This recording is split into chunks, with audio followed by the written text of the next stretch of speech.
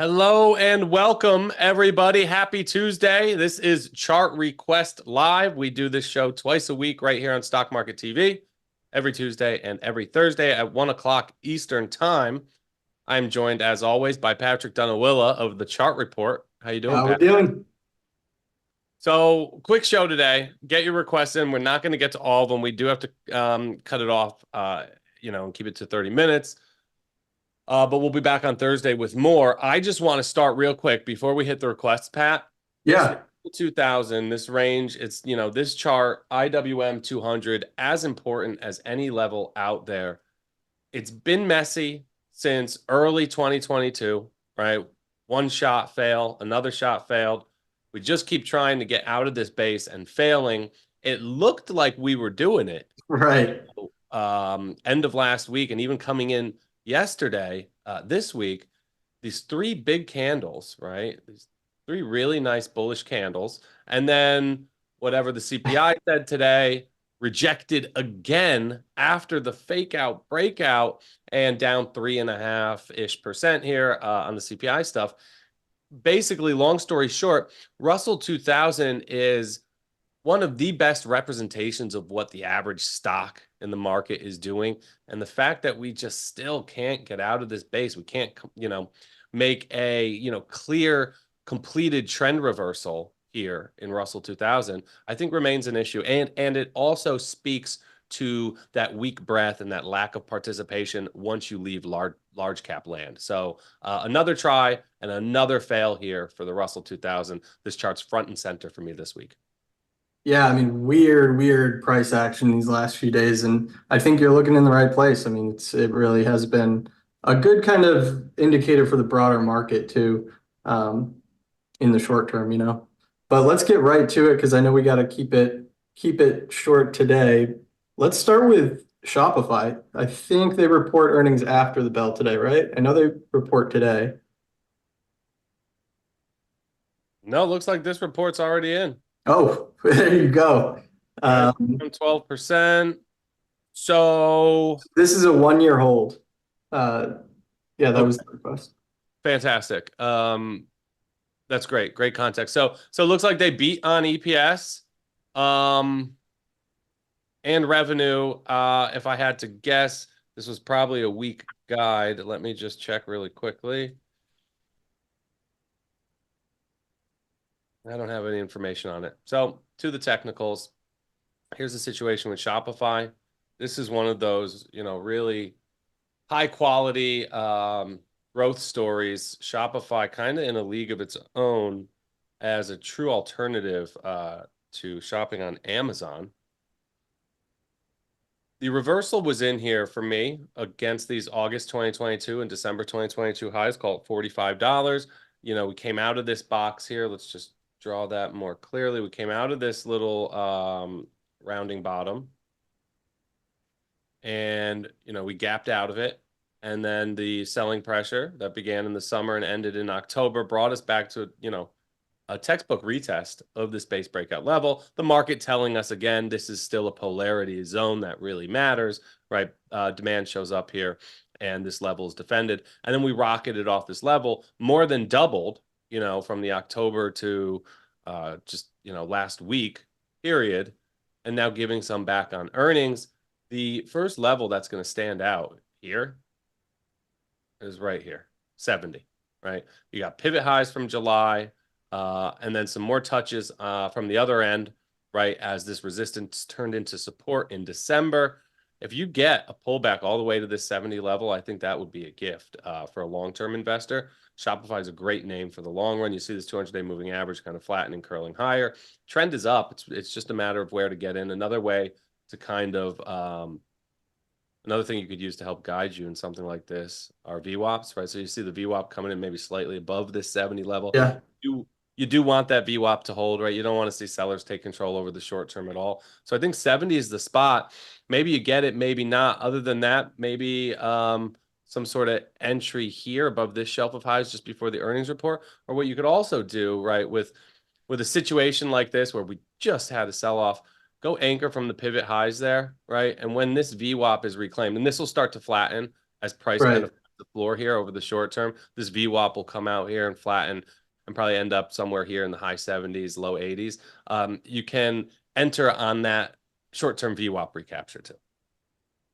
Yeah, that's a good plan. And worst drawdown ever for this stock. I mean, hasn't been public too long, but this was one that you just had to own. It was steadily going up and then 85% drawdown. Right. So this is one of those names where we were using the phrase generational buying opportunity a lot in late 22, early 23, and it was these names. It was these speculative growth names. Yeah, it reminds me a lot of like a Meta. Obviously, it's not as far along as Meta. Meta's at all-time highs already. This Yeah. one I don't think is even reclaimed two-thirds of its decline, but The point is the selling, the drawdowns in this group of stocks, like these speculative tech stocks, the drawdowns were as bad or even worse than we've seen since the dot-com. yeah, absolutely. All right. Uh, let's move on to Marvell, semi-name. You call it Marvel, Marvell? I don't know. Okay. So respecting these fibs pretty good here. I'm not going to remark this up. What I've done here is I've drawn the base. I've drawn the rounding bottom pattern here. I've fibbed the drawdown from late 21 into late 22. We came out, recaptured the 38% fib. Now we're all the way up here at the 62%. I have this drawn really wide, this rectangle, right? Because it's really a zone that should encompass the pivot highs from May and July of last year, and then like the pivot lows from just, last week, the week before. So the 62%, I think, gives you a solid entry. I think you get confirmation at those pivot highs from, what was it, just January at about 73.50. And then your price target is going to be the old all-time highs, about 93. I like it. So let's move on to Top Build. BLD is the ticker. This one I've seen quite a few people talking about this name. Not sure what they do. Figure it's in construction. Yeah, so this is one of the homies, One of the homies. There you go. I believe. Pretty sure. Let's see.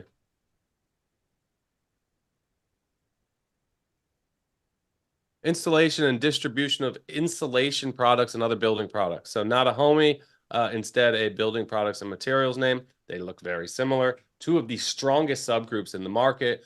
I would just fib this one out from its prior cycle highs, and you're probably going to be pretty close to the 161 right now. From the looks of it, we're probably right there. Yeah. So there you have it.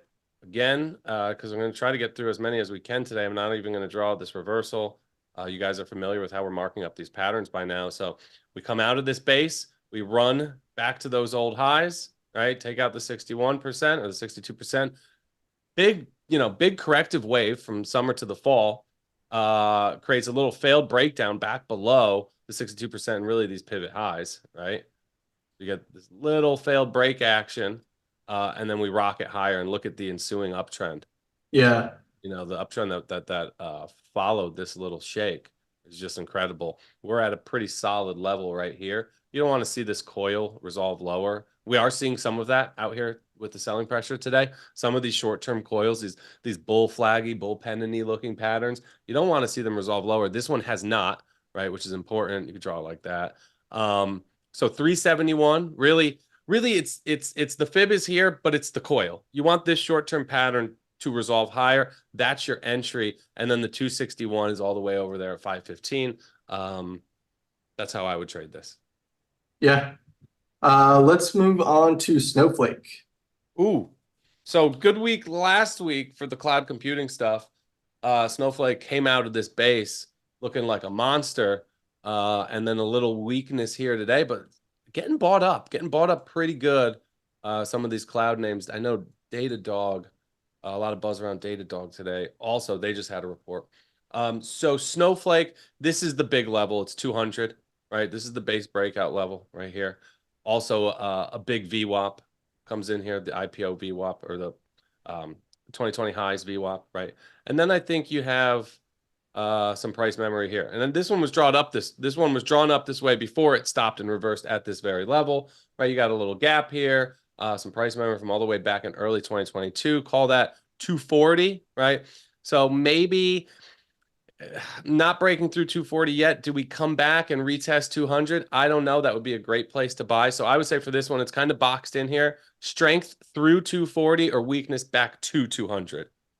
Yeah. I mean, that's a pretty clear level right there, that 200 level. Yeah. And speaking of Datadog, actually, somebody in the chat mentioned Datadog. So why don't we take a look at that one real quick?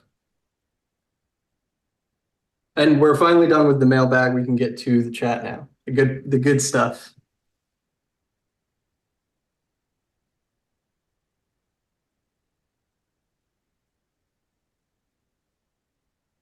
Boom. The dog.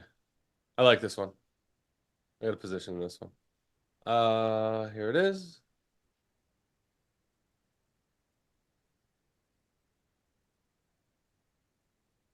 You really want it at these pivot highs. It's about 118 to 120, right? So the August 22 to July 22. It's funny because we have big peaks, so far over the past 2 years, big important peaks on a lot of stock charts in August of 22, and then Yep. again this past summer in July of 2023, right? We Yep. had a huge rally that led into the summer, and then this correction that lasted 2-3 months. Another Into one, October. March 2022. Yeah. So, Yep.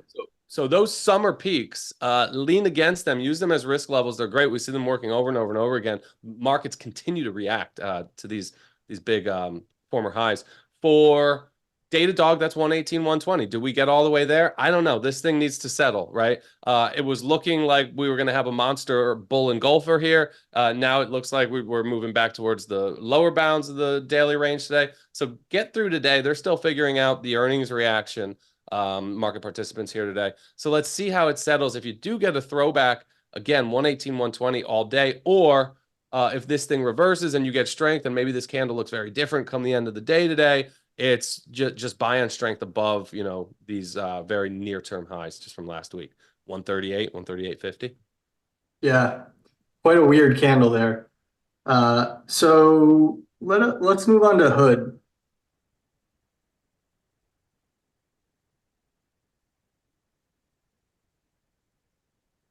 One of the ARC names. I don't love this one. I get it. It's starting to look like, this pattern that's been so good to us so far this cycle, but it's just, yeah, here's why I don't like it. It looks like it's dealing with the same problem as the Russell. It's just stuck in that range and can't seem to break the upper bounds. Yeah, so I just pulled up a ratio chart of Hood relative to ARC. ARC is not a tough benchmark to beat these days, right? Right. I'm not benchmarking Robinhood to the NASDAQ 100 or tech sector, which maybe I should. Yeah, you're probably right to do this. ARC, it's not outperforming an underperforming group, right? So now let's look at what Hood looks like, God forbid, if we benchmark it against NASDAQ 100, which everybody has, the right and the ability to buy. So this is your other option. Look at how bad it looks against something like the NASDAQ 100, one of the stronger indexes. So the point I'm making is until this one becomes a leader, I'm not excited about it, even if we do get the breakout in absolute terms. The ones that are breaking out of these bases on absolute terms without the leadership are the bases that are most likely to retest or fall back into the box or just fail altogether, right? It's the ones that are not also outperforming. The base breakouts in the absolute price charts where the relative price charts are also breaking out in tandem, those have been the most reliable ones, and that makes sense, right? That's intuitive. So until the leadership is there, I'm not excited about Robinhood. I think you still want to be patient anyway, and this is more of like a buy above these pivot highs, 13 and change, setup more than anything. Yeah, you don't want to be involved in this box. So a decisive move above this 13-15 zone. Okay, let's talk about it then. Yeah, I think your point about relative strength there, that's really key. Josh in the chat wants to see BCC, Boise Cascade. Yeah. Small caps material stock sells wood to home builders.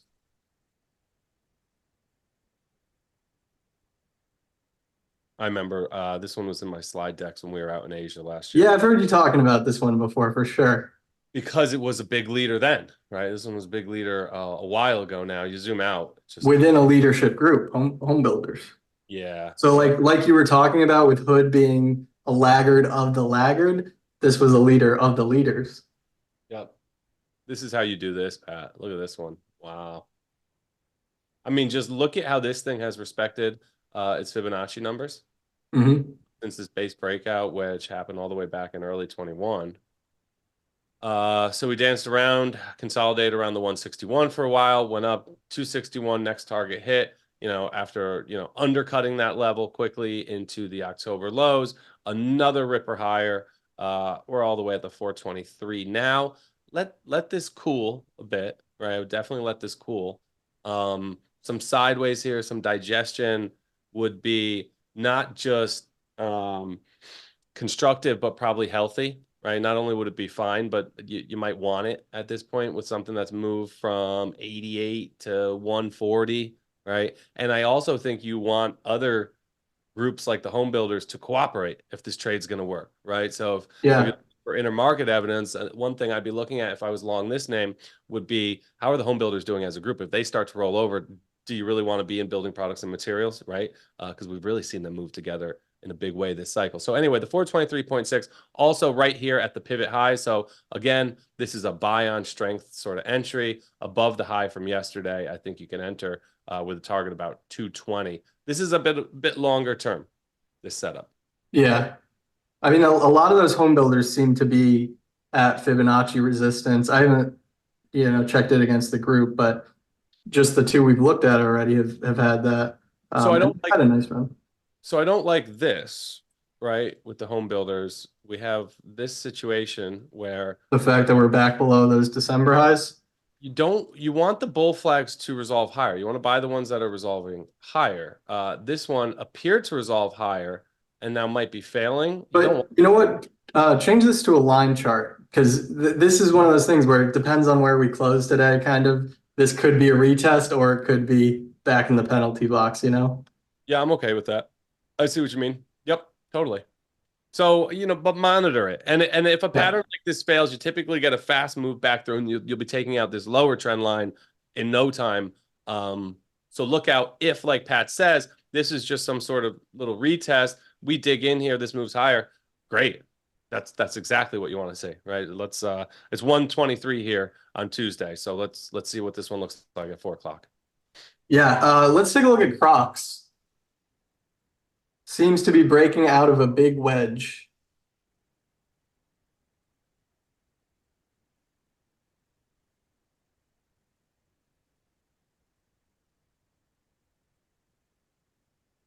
I can't wear Crocs. I remember they were very cool in seventh grade. And Yeah, I don't really see it. This doesn't really scream wedge to me at all. I could see it. So he's talking about a falling wedge, I would guess. It's this one. Yeah, or even shorter term, like using the December highs, I guess. I don't like wedges. Yeah, no, I'm not going to draw it that way. I can't really see it. So something like this, this is a mess, man. This is a mess. It looked like we were getting a trend reversal here, right? We got the long-term moving average flattened and then back to sideways. Now it's falling again. This is in a market where so many individual stocks are working so well. This is opportunity cost to me. If we were to zoom in here, right, you want to get a little fractal on this one and let's throw up the 38. Okay, so if we're just looking at this new shorter term base that's shaping up, you definitely want it above the 38.2. I would argue you probably want it above like pivot highs from December. So if we start moving higher out of this space, then maybe 108 tactically, you could work it back to the 62, 121. Then you'll probably hit some resistance up here. Just look at all of this mess of price memory. Yeah. So it's got work to do, and there's a lot of dead bodies back there from a price memory perspective. And then even when you do kind of finish this base, you got to zoom out, and then you still have overhead supply and probably a big resistance zone to deal with at the prior cycle highs. So I really don't like Crocs here. And there's other what is it, Decker's Outdoor? There's other shoe manufacturers that are working. Like look at Deckers, right? I would stick with the leaders in this market because the leaders keep leading, the big keep getting bigger. That's been the theme, not just in the stock market, we're seeing in cryptos as well. So again, What was the stock that they make Hokas? I remember that was a couple months ago. Deckers. Deckers? Oh, okay. So we only have a couple more minutes here. Let's get to Rumble because we talked about this one on Spaces earlier today, but we didn't really Is get to this delve liquid into the enough? chart too much. What's Is it that? big enough, Pat? Is it liquid enough? You tell me. You got it pulled up. Definitely liquid enough. 9 million shares a day. Um, yeah, it's 2 billion market cap. All right. All right. All right. Yeah, that's tough. Looks like a SPAC or something, right? Yeah, this was definitely a SPAC. The funniest part to me is just the company description. That's the smallest company description I've ever seen. They want to explain as little as possible. Yeah. I could see why. Not much to do here. Not much to do here at all.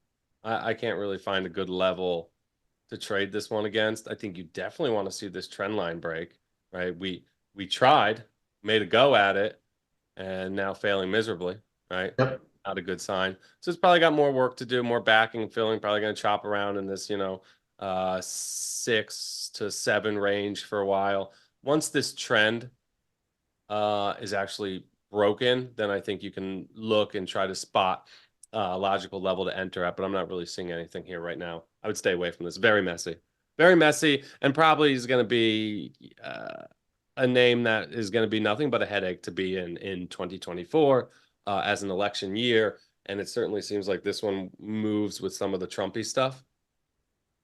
Um, yeah. Do you want to move on? Just so we can cram in a couple more. Yeah, I got nothing on this one. Let's do VRT, Vertiv. Not to be confused with Vertu. This thing has been a beast.